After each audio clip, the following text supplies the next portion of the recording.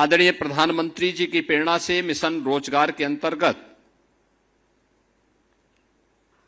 नियुक्ति पत्र वितरण के क्रम में अब आज हम यहां पे कृषि विभाग से जुड़े हुए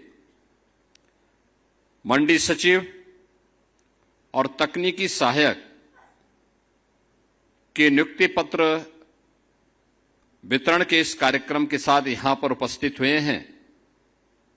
मैं सबसे पहले 3,400 से अधिक नवचयनित आप सभी अभ्यर्थियों का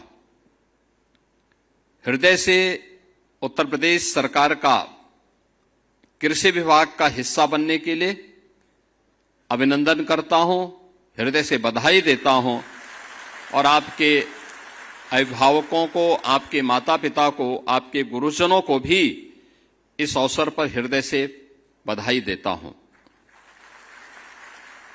मैं धन्यवाद देता हूं अधीनस्थ सेवा चयन आयोग को, जिन्होंने पूरे पारदर्शी तरीके से नियुक्ति की इस प्रक्रिया को संपन्न किया है। क्योंकि आज के दिन पर पारदर्शी तरीके के साथ नियुक्ति की प्रक्रिया को पूरा करना अपने आप में एक चैलेंज है और उसमें भी बिना भेदभाव के आरक्षण के नियमों का पालन करते हुए योग्य अभ्यर्थियों को उनकी मेरिट के अनुसार नियुक्ति पत्र प्राप्त हो जाए, यह एक अत्यंत चुनौतीपूर्ण कार्य है। लेकिन हमारे आयोग और बोर्ड इसको सफलतापूर्वक आगे बढ़ाने का कार्य कर रहे हैं। हमें इस बात को ध्यान में रखना होगा कि जब हम योग्यतम अभ्यर्थियों का चयन बिना भेदभाव के करते हैं तो उसका लाभ पूरे प्रदेश को मिलता है। उनकी प्रतिभा और उनकी ऊर्जा का लाभ पूरा प्रदेश लेता हुआ दिखाई देता है और यही तो पिछले 9-9.5 वर्ष के अंदर डबल इंजन की भारतीय जनता पार्टी की सरकार की उपलब्धियों में से एक महत्वपूर्ण उपलब्धि भी है। मुझे बताते हुए प्रसन्नता है कि इस दौरान हमारी सरकार ने 9,30,000 से अधिक उत्तर प्रदेश के युवाओं को सरकारी नौकरी उपलब्ध करवाने में सफलता प्राप्त की है और एक भी नियुक्ति पर कोई प्रश्न नहीं खड़ा कर सकता। हमने पहले दिन से तय कर रखा है कि जो 17 के पहले की परिपाटी थी कि नियुक्ति का विज्ञापन निकलता था,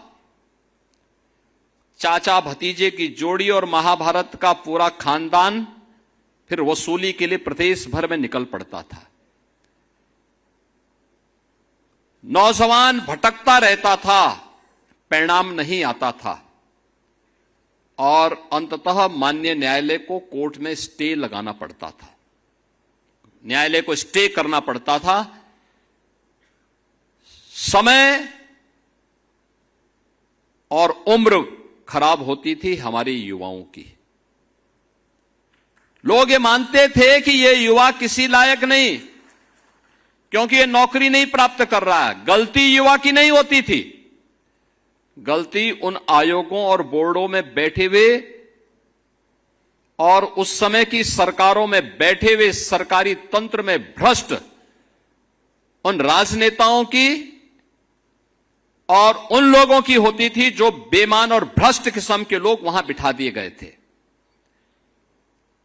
और हमने पहले दिन कहा था कि अगर ये सरकार अपराध और अपराधियों के प्रति जीरो टॉलरेंस की नीति के तहत कार्य कर रही है तो हम नकल माफिया की भी और विभिन्न संस्थानों में बैठे हुए माफिया की कमर को भी तोड़ेंगे और उसके आकाओं को भी हम जमीन आसमान दिखाने का काम करेंगे।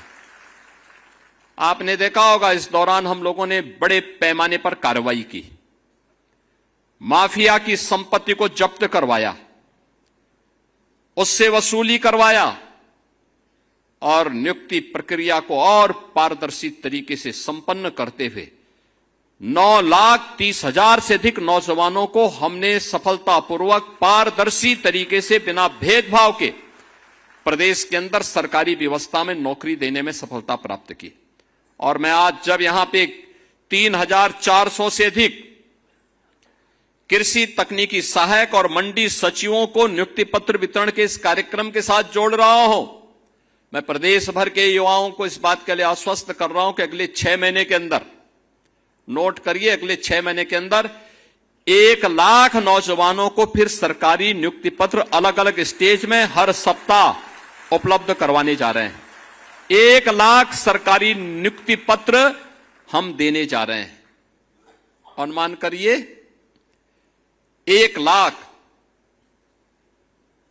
यूपी के अंदर कभी ये कल्पना होती थी? यहां हम 6 महीने के अंदर ही 1 लाख नौजवानों को सरकारी नियुक्ति पत्र दे दिए। सारी परीक्षाएं पूर्ण हो गई, रिजल्ट की प्रक्रिया चल रही है और उनको ससमय निकालने के लिए मैं आयोग और बोर्डों से भी कहूंगा, समय सीमा को और सीमित करना।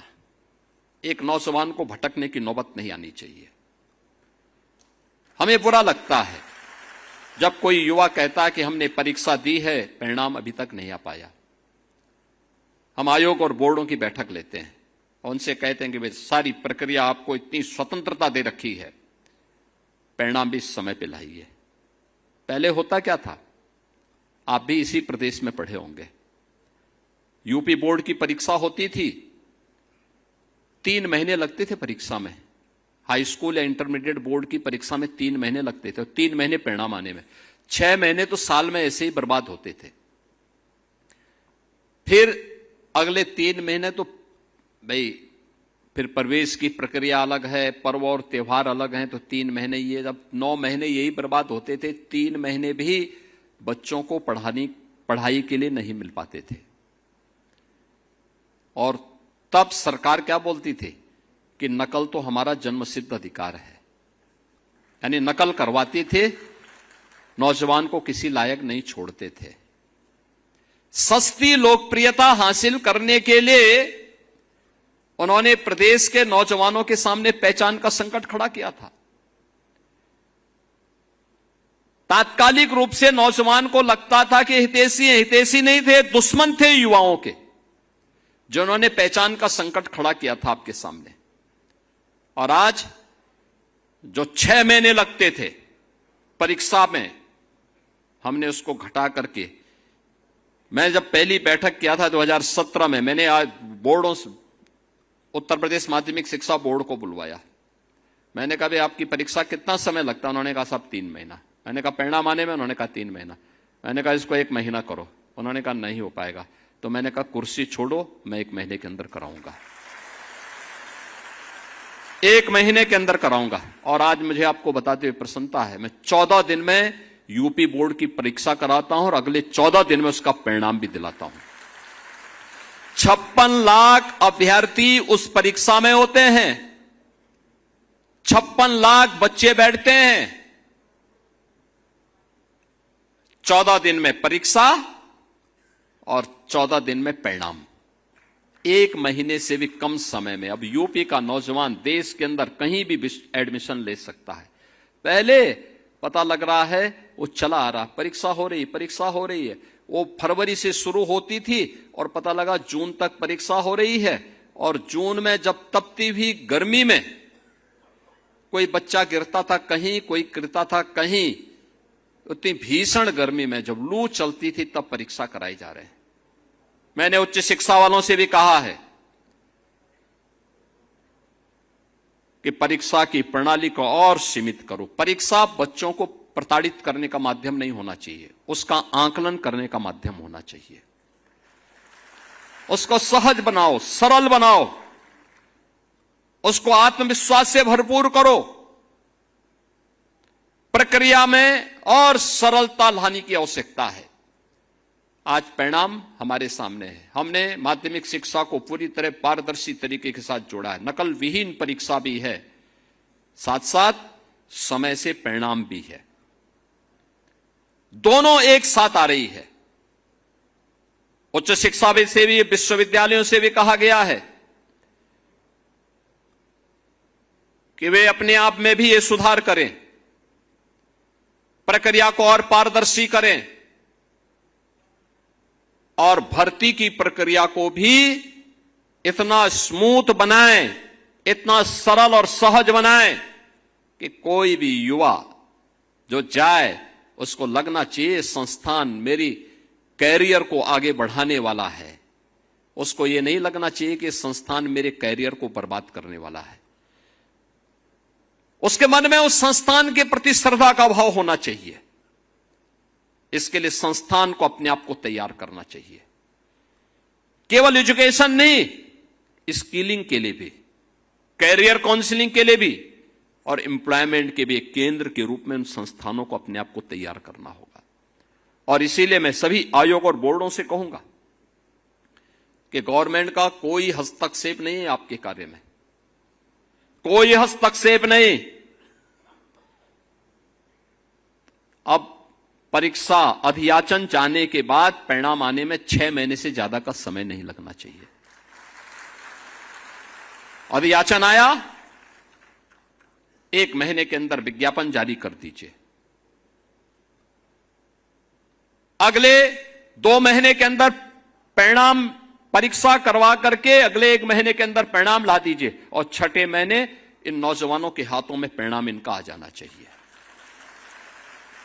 लंबी प्रक्रिया नहीं होनी चाहिए, उसको सरल बनाओ, सहज बनाओ,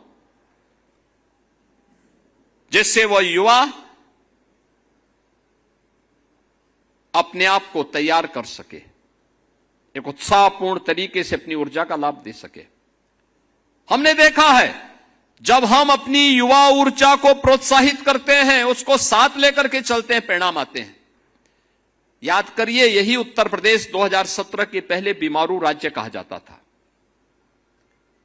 बीमारू राज्य था, युवा पलायन कर रहा था, किसान आत्महत्या कर रहा था, बेटी के सामने सुरक्षा का संकट था, व्यापारी माफिया से तबाह था, किसान अपने खेत में जाने से डरता था। खेत में अगर उसने मोटर लगा रखी है तो कब चोरी हो गई उसको पता ही नहीं होता था। यह यूपी के अंदर होता था और आज मुझे बताते हुए प्रसन्नता है, आज मुझे बताते हुए प्रसन्नता है। हमने जो 9,30,000 नौजवानों को, यूपी के नौजवानों को यूपी के अंदर नौकरी दी है, परिणाम क्या है? इन 9 लाख ने हमें यूपी के अंदर डेमोग्राफिक डिविडेंड के रूप में यूपी को उससे लाभान्वित किया है। यूपी की अर्थव्यवस्था को 3 गुना करने, यूपी की प्रति व्यक्ति आय को 3 गुना करने में इन नौजवानों ने योगदान दिया है। इनकी प्रतिभा का लाभ हमने उठाया है। पिछली सरकारें युवाओं के भविष्य के साथ खिलवाड़ करती थी, एक छात्र के जीवन के साथ खिलवाड़ करती थी, नौकरी बंदर बांट करके पैसे के बल पर देती थी। मैं जब यहां पे नियुक्ति पत्र वितरण कर रहा था, मुझे अच्छा लग रहा था इन नौजवानों के चेहरे की चमक को देख करके कि आज उसके जीवन का एक महत्वपूर्ण दिन है, क्योंकि उसको बिना किसी लेन देन के, बिना किसी सिफारिश के, बिना किसी पैसे लेन देन के आज उसको नियुक्ति पत्र प्राप्त हो रहा है। उसके सपनों को एक उड़ान मिल रहा है। 2017 के पहले संभव नहीं था और यही कारण है जब इस युवा ऊर्जा को यूपी के विकास के साथ जोड़ा गया, आज परिणाम क्या है? ये युवा यूपी को बीमारू राज्य से उभार करके भारत की टॉप 3 इकोनॉमी के रूप में उत्तर प्रदेश को स्थापित करने में सफल हुआ है। परिणाम यहां से आता है। कोई सरकार ये कहे कि हम युवाओं की उपेक्षा करके विकास कर लेंगे, परिणाम ला देंगे, ये दिवा स्वप्न है, कभी नहीं हो सकता। 2017 के पहले यूपी के सामने संकट था इसलिए क्योंकि इन युवाओं की उपेक्षा हुई थी, उनके जीवन के साथ खिलवाड़ होता था, उन्हें हर प्रकार से अपमानित होना पड़ता था।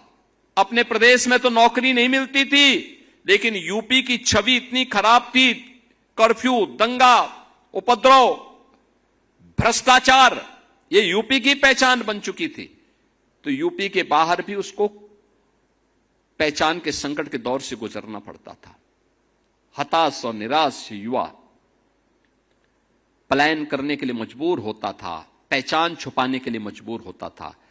आज मैं आप सभी युवाओं से कहता हूं, आज आपके सामने पहचान का संकट नहीं है। आप यूपी के अंदर भी और यूपी के बाहर भी, दुनिया भी आपका स्वागत करने के लिए पूरी तरह तैयार है। अभी आपने देखा होगा परसों और नरसों 3 दिन हमने यहां पे 19, 20, 21 में जापान, जो दुनिया के अंदर अपनी टेक्नोलॉजी के लिए और अपने कमिटमेंट के लिए जाना जाता है, जापान के 240 एक बड़े प्रतिनिधि मंडल में, जिसमें वहां के बड़े नेता थे, नौकरशाह थे, उद्यमी थे, वे लोग यूपी का दौरा किए। यूपी के साथ पहली बार इतना बड़ा दल भारत की यात्रा पे आया था, पहली बार आया। यानी जापान के साथ हमारे सैकड़ों वर्षों के सांस्कृतिक संबंध हैं। जापान के साथ भारत के राजनीतिक संबंधों के 75 वर्ष पूरे हो रहे हैं, लेकिन पहली बार जापान का इतना बड़ा दल भारत के अंदर आया था और भारत में भी उन्होंने किसी राज्य को चुना, यूपी को चुना, और उन्होंने कहा कि साहब हम यूपी के यूथ को जापान में नौकरी देना चाहते हैं, यूपी के नौजवान को जापान में नौकरी देना चाहते हैं। 2017 के पहले तो कोई नहीं आता था, कोई नहीं आता था। आज दुनिया आ रही है, जर्मनी आ रहा है, इजराइल आ रहा है, कहता है साहब यूपी के नौजवान को हमारे यहां भेजिए, हम भी अपने यहां नौकरी देना चाहते हैं। और मुझे अच्छा लगता है जब यूपी के नौजवानों की लोग तारीफ करते हैं। इजराइल में हम लोगों ने 5000 नौजवान भेजे। मैंने वहां की सरकार से कहा, मैंने कहा भाई हमारे युवा जाएंगे तो वहां युद्ध नहीं लड़ेंगे, आप उनसे काम लीजिए, पैसा नहीं काटेंगे, उनके रहने खाने की व्यवस्था करिए। उन्होंने कहा हम करेंगे। मुझे बहुत अच्छा लगता है जब मैं उनका हालचाल लेता हूं। वे सभी नौजवान वहां खुशी से रह रहे हैं, 1.5 लाख रुपए महीना प्राप्त करते हैं, खाना पीना सब फ्री, और अपने घर को पैसा भी भेज रहे हैं। मैं उनमें से कुछ नौजवानों से पूछता हूं कि भाई वापस आने को कह रहे हैं, साहब अच्छा खासा पैसा मिल रहा है, काहे हम वापस आएंगे? अभी जब आप कहेंगे तब आ जाएंगे, लेकिन अभी हमें यहां नौकरी करने दिया जाए। यानी इजराइल युद्ध लड़ रहा था, तब भी युवा वहां का, हमारा यूपी का गया हुआ युवा वहां काम कर रहा था। उसे कोई अपने कार्य में व्यस्त था। आज दुनिया मांग रही यूपी के नौजवानों को।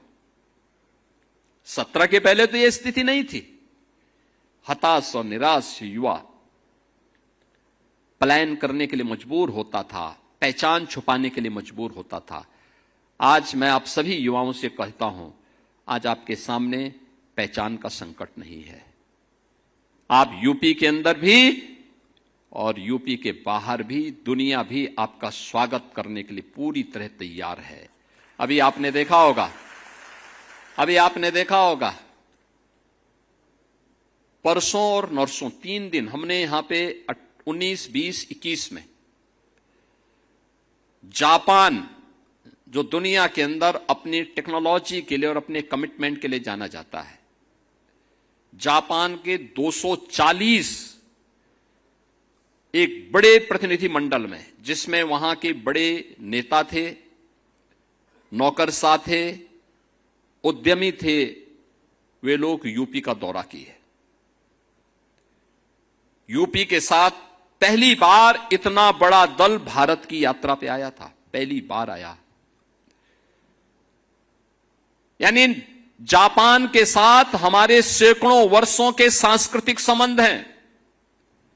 जापान के साथ भारत के राजनीतिक संबंधों के 75 वर्ष पूरे हो रहे हैं, लेकिन पहली बार जापान का इतना बड़ा दल भारत के अंदर आया था और भारत में भी उन्होंने किसी राज्य को चुना, यूपी को चुना, और उन्होंने कहा कि साहब हम यूपी के यूथ को जापान में नौकरी देना चाहते हैं, यूपी के नौजवान को जापान में नौकरी देना चाहते हैं। 2017 के पहले तो कोई नहीं आता था, कोई नहीं आता था। आज दुनिया आ रही है, जर्मनी आ रहा है, इजराइल आ रहा है, कहता है साहब यूपी के नौजवान को हमारे यहां भेजिए, हम भी अपने यहां नौकरी देना चाहते हैं। और मुझे अच्छा लगता है जब यूपी के नौजवानों की लोग तारीफ करते हैं। इजराइल में हम लोगों ने 5,000 नौजवान भेजे। मैंने वहां की सरकार से कहा, मैंने कहा भाई हमारे युवा जाएंगे तो वहां युद्ध नहीं लड़ेंगे, आप उनसे काम लीजिए, पैसा नहीं काटेंगे, उनके रहने खाने की व्यवस्था करिए। उन्होंने कहा हम करेंगे। मुझे बहुत अच्छा लगता है जब मैं उनका हालचाल लेता हूं। वे सभी नौजवान वहां खुशी से रह रहे हैं, 1.5 लाख रुपए महीना प्राप्त करते हैं, खाना पीना सब फ्री, और अपने घर को पैसा भी भेज रहे हैं। मैं उनमें से कुछ नौजवानों से पूछता हूं कि भाई वापस आने को कह रहे हैं, साहब अच्छा खासा पैसा मिल रहा है, काहे हम वापस आएंगे? अभी जब आप कहेंगे तब आ जाएंगे, लेकिन अभी हमें यहां नौकरी करने दिया जाए। यानी इजराइल युद्ध लड़ रहा था, तब भी युवा वहां का, हमारा यूपी का गया हुआ युवा वहां काम कर रहा था।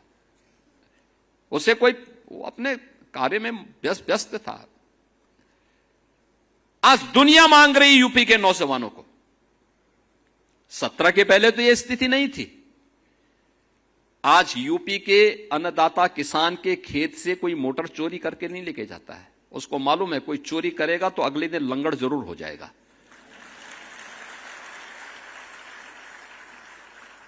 और पहले 17 के पहले तो वह सरकार ही मोटर चोरी करवाती थी। हां, वही लोग चोरी करवाते थे, चोर कोई दूसरा थोड़े था, वही चोरी करवाते थे। बिजली देते नहीं थे, बिजली गायब। कल मैं रायबरेली गया था, पता लगा कि वहां क्या पूरे प्रदेश के अंदर वही स्थिति थी। एक सप्ताह दिन में, एक सप्ताह रात्रि में बिजली आती थी। तो मैंने कहा चलो एक सप्ताह तो देते थे ना। कहा नहीं साहब, वो भी 3 घंटे की बिजली, 3 घंटे की बिजली। क्या विकास कोई करेगा? 3 घंटे बिजली। और हम लोग यूपी देश के अंदर उन राज्यों में है जो किसानों को अपने यहां सर्वाधिक बिजली देता है। लगभग 10 घंटे की बिजली हम यूपी के किसानों को देते हैं, और बिजली भी फ्री में देते हैं। यानी सरकारी ट्यूबवेल में तो बिजली फ्री ही है। 16 लाख से अधिक ट्यूबवेल ऐसे थे जो ट्यूबवेल निजी क्षेत्र के लगाए गए थे। वे किसान अपने बिजली देते थे, लगभग 3,000 का बिल देने के लिए मजबूर होना पड़ता था। 3,000 करोड़ रुपए उससे प्रदेश सरकार को मिलते थे। हमने वह भी माफ कर दिया, कहा कि प्रदेश सरकार पैसा देगी, किसान के ऊपर भार नहीं आना चाहिए। पहली बार उत्तर प्रदेश में किसान को न्यूनतम समर्थन मूल्य का दाम मिला है, पहली बार मिला है। गन्ना किसान तबाह था। 2017 के पहले जब हम 17 में आए थे, प्रदेश के अंदर गन्ना किसान को 2009 से ही उसका गन्ना मूल्य बकाया था अलग अलग चीनी मिलों पर। 2007 से 17 के बीच में तत्कालीन समाजवादी पार्टी और बहुजन समाज पार्टी ने 29 चीनी मिलों को बंद किया था। 21 चीनी मिलों को औने पौने दाम में बेच दिया था। हमारे गोरखपुर मंडल की एक चीनी मिल, जिस चीनी मिल की केवल स्क्रैप ही स्क्रैप, उस समय हमारे कृषि मंत्री विधायक थे, और उन्हीं के जनपद की एक चीनी मिल मात्र 3 करोड़ रुपए में बेची गई थी। जबकि अगर उसके स्क्रैप ही स्क्रैप को बेचते तो भी उसका दाम 10 करोड़ मिलता उस समय। और जमीन के दाम आज के दिन पर अगर उस जमीन को देखेंगे, उस जमीन की कीमत आज के दिन पे 1,000 करोड़ रुपए की है। हमने उस माफिया को उठाने नहीं दिया था उस समय पे। सांसद था मैं, लेकिन आंदोलन हम लोगों ने किया था। इस सरकारी जमीन पर डकैती नहीं डालने देंगे। ये तत्कालीन सरकारें करती थी, चीनी मिलों को बंद करती थी। और आज 122 चीनी मिलें हम चला रहे हैं। 3,25,000 करोड़ रुपए अब तक हम गन्ना किसानों के खाते में सीधे डीबीटी के माध्यम से पैसा भेज चुके हैं। यूपी ने अपने कृषि विकास की दर को 8% से बढ़ा करके 18% तक पहुंचाने में सफलता प्राप्त की है। ये कभी नहीं हुआ, पहली बार यूपी के अंदर हो रहा है। अब तो यूपी के अंदर किसान को सुविधाएं मिल रही है। प्रधानमंत्री फसल बीमा योजना का मिल रहा है, स्वास्थ्य हेल्थ कार्ड का मिल रहा है, केसीसी के माध्यम से बैंक से आसानी से पैसा उपलब्ध हो पा रहा है। प्रधानमंत्री किसान सम्मान निधि में लगभग 3 करोड़ किसान यूपी के अंदर आच्छादित होकर के सालाना 6,000 रुपया प्राप्त कर रहे हैं। तमाम प्रकार की सुविधाएं किसानों को दी जा रही हैं। और मेरा मानना है यूपी के कृषि विकास की दर को हमें आगे बढ़ाना है। इतना कार्य इसलिए क्योंकि मैं मानता हूं यूपी के अंदर जितनी उर्वरा भूमि है, जितना जल संसाधन है, दुनिया के अंदर कहीं नहीं है। किसी के पास इतना सामर्थ्य नहीं है।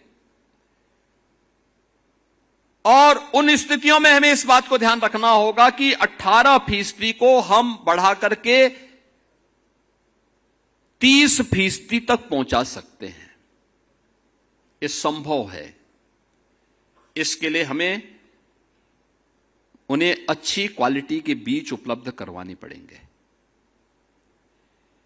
और चौधरी चरण सिंह जी के नाम पर लखनऊ में सीड पार्क का निर्माण का कार्य प्रारंभ हो रहा है। समय पे क्वालिटी सीड किसानों को प्राप्त हो सके, लखनऊ में बन रहा है। कृषि विज्ञान केंद्र 17 के पहले किसान कहीं एजेंडे में नहीं था। तत्कालीन सरकार के एजेंडे में किसान था ही नहीं। मुझे याद है 2014-15 में हुदहुद एक साइक्लोन आया था। उसके कारण असमय अतिवृष्टि की स्थिति पैदा हुई थी। साल भर ऐसे ही है जैसे इस बार अल नीनो है। असमय बारिश, अतिवृष्टि, अनावृष्टि, इसके दौर से जब किसान को आवश्यकता होती थी बारिश की, तब बारिश नहीं होती थी। लेकिन जब उसको लगता था कि अब बारिश न हो, तब बारिश होने लगती थी। और उस समय 14-15 में आया था हुदहुद साइक्लोन। इसके कारण वर्ष भर का फसल चक्र बिगड़ा था। भारत सरकार ने आपदा राहत से पैसा उपलब्ध करवाया था और 14-15 का पैसा 2017 तक नहीं बंट पाया था। 17 में हमने वो पैसा किसानों को बांटा था। जब मैं मुख्यमंत्री बन गया तब हमने बांटा था। शाही जी उस समय कृषि मंत्री बन गए थे, तब ये पैसा हमने किसानों को बांटा था। आज कोई आपदा आती है, हमने किसान के लिए भी व्यवस्था की है कि कहीं वन्य जीव से संघर्ष हो जाए या आकाशीय बिजली की चपेट में आ जाए या किसी सर्पदंश की चपेट में कोई किसान या बटाईदार या किसान के परिवार का कोई सदस्य आ जाए, तत्काल इसे आपदा राहत की श्रेणी में लेकर के 5 लाख रुपए की सहायता उस परिवार को तत्काल दे दी जाए। तत्काल दी जाए। हम लोग तत्काल देते हैं। 24 घंटे के अंदर पैसा उस परिवार को मिलती है। अगर कहीं पे अतिवृष्टि अनावृष्टि के कारण खेत को नुकसान हुआ है, फसल बीमा का पैसा मिलेगा बाद में, लेकिन आपदा राहत का पैसा उसको परिवार को तत्काल, उस किसान को तत्काल मिल जाना चाहिए।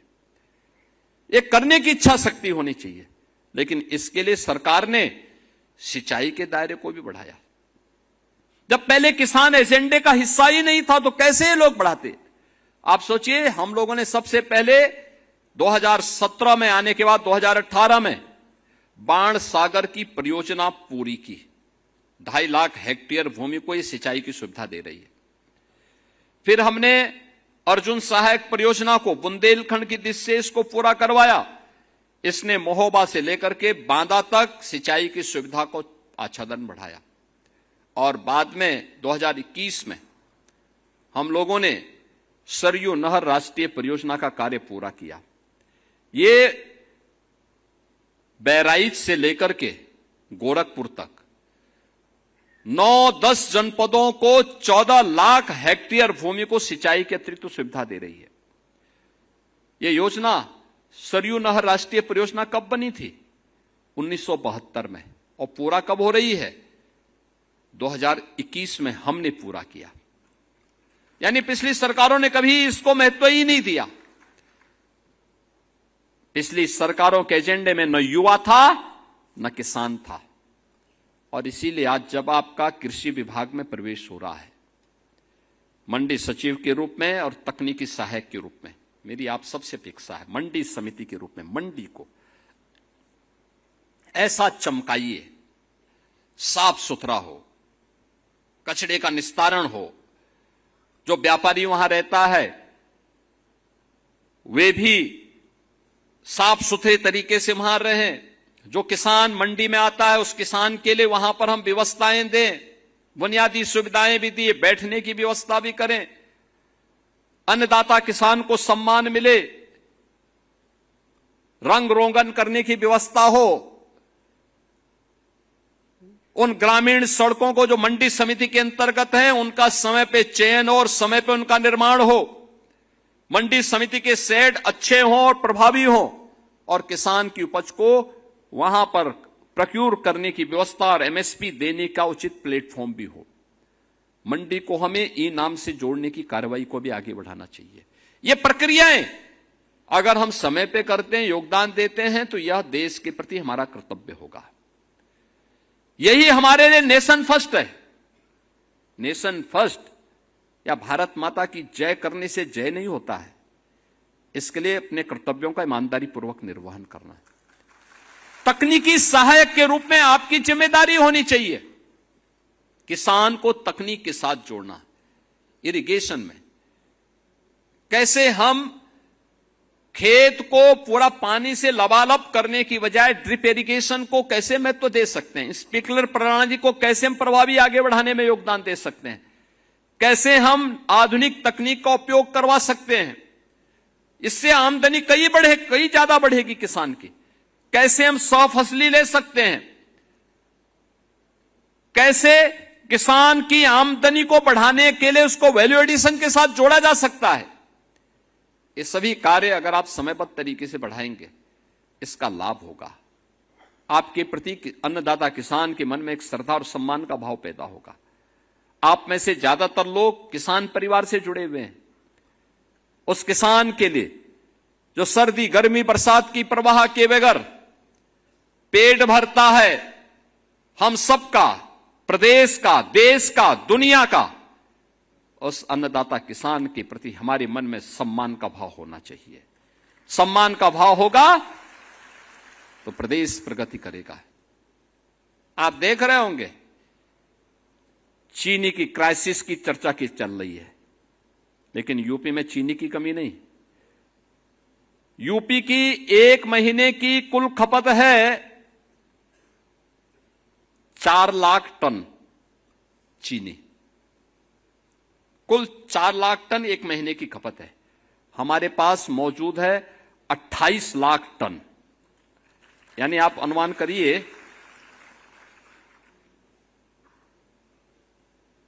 7 महीने की चीनी हमारे पास मौजूद है। और हम 15 अक्टूबर से फिर चीनी मिल चालू करेंगे तो 90 लाख टन यानी 900 लाख कुंटल चीनी का फिर से प्रोडक्शन अपनी चीनी मिलों के माध्यम से कर देंगे। यानी इतने बड़े पैमाने पर सामर्थ्य यूपी के पास है। यूपी की 25 करोड़ जनता का ही नहीं, भारत की 140 करोड़ जनता का पेट भरने की सामर्थ्य यूपी रखता है। और उसके लिए तकनीकी सहायक में आपकी एक बड़ी भूमिका हो सकती है। कृषि विज्ञान केंद्र के माध्यम से बहुत अच्छे कार्य वर्तमान में कृषि विज्ञान केंद्र चलने शुरू हुए हैं, कृषि विश्वविद्यालय चल रहे हैं।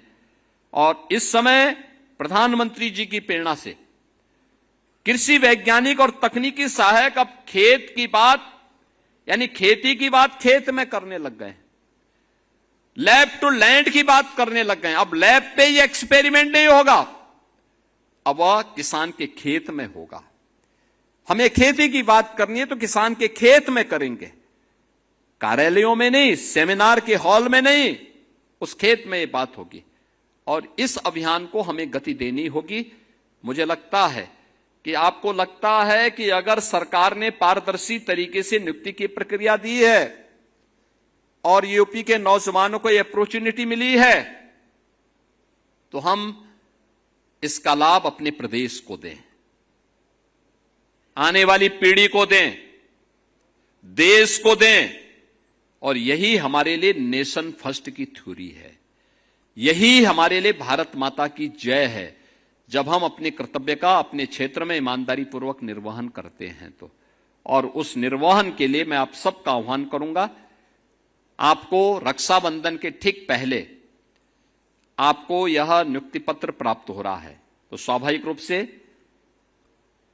जिन बेटियों को यह नियुक्ति पत्र प्राप्त हो रहा है उनके परिवार के सदस्यों को तो खुशी होगी ही, लेकिन जिन नौजवानों को भी प्राप्त हो रहा है उनकी बहनों को और उनकी माताओं को और भी प्रसन्नता होगी। मैं इस अवसर पर उनके अभिभावकों को हृदय से उनका अभिनंदन करता हूं, आपको बधाई देता हूं और विश्वास करता हूं कि उत्तर प्रदेश को एक आत्मनिर्भर और उत्तर प्रदेश, विकसित उत्तर प्रदेश बनाने के लिए आप सब अपने अपने क्षेत्र में अपना योगदान देंगे। इस विश्वास के साथ आप सबके प्रति मेरी मंगलमय शुभकामनाएं हैं।